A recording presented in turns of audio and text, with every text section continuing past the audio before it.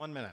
Well, thank you, Edna. And people want to know as well that we have challenges in Cape Breton, but first thing we want to do if we want to grow our economy is tell people the strengths we have and what we have going for us. And our people and our people that work very hard in our industry and small business, they are the path forward that we have to deal with in terms of marketing our community and creating an environment for growth, building on a municipality that works in tandem and opens up and be a business-friendly environment, and that we actually can embrace young entrepreneurs. And with our foreign students that come to Cape Breton and inviting their parents and being welcome to that immigration and look for new opportunities. When we deal with our youth, making sure that at least 4 times a year we open the council session to deal with youth issues, so we hear directly from them and don't put them down on the agenda to see how their future, their plans, and their priorities are dealt with and give them top-tier priority.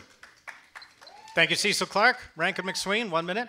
The first piece of our plan, the first piece of our platform has to do with the economy. First of all, what we're going to do is we're going to make this municipality the most proactive development municipality in Eastern Canada. Secondly, what we're going to do is we're going to create a community investment fund to invest in our small business. We are a community that is capital starved.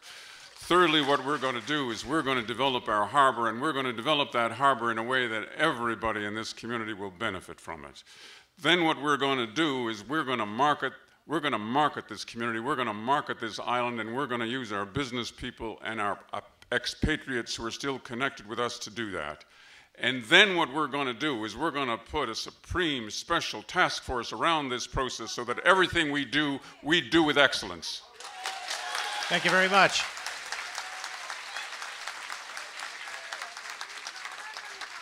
Glenn Jessam, 1 minute. I left this island after university and I went to teach at a boys' school in Australia. Then when I came back here, I taught math, physics, and calculus for 5 years. All of the honor students that I taught math, physics, and calculus to, none of them are here. Okay, I'd like to see some in-migration. I'd like to see some of these people come back. And I'm not afraid to say it. I'd like to see some people that are here go. Is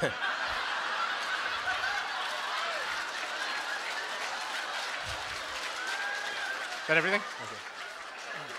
Now, you have a half a minute if you want it. As I said, 97% of people are working in small business. But again, we have big business ideas with container piers, and it's not going to happen. We have to start supporting small business, and I could actually tell you if you give me the time, but I don't have it. I'm sorry. Look for my platform. Thank you. Thank you very much, Glenn Jessam. Will Fizek on economic development. How are you going to have solid job growth for Cape Breton Island for the CBRM? Well, you know, Rankin made a statement there about about the CBRM being capital starved. And I again mentioned that if the GMMs here in this community would spend some of their millions in developing the community economically and giving good jobs to the young people around here, then we might not have as much migration as we do have. The other thing is, as mayor, I'll be sitting down with some very, very smart people to develop a strategy, and a real strategy, that will commence to make the CBRM a much better place and an opportune place for industry that is outside the CBRM to come into the CBRM and establish themselves here in the CBRM. But what we need first is the infrastructure to promote that kind of initiative.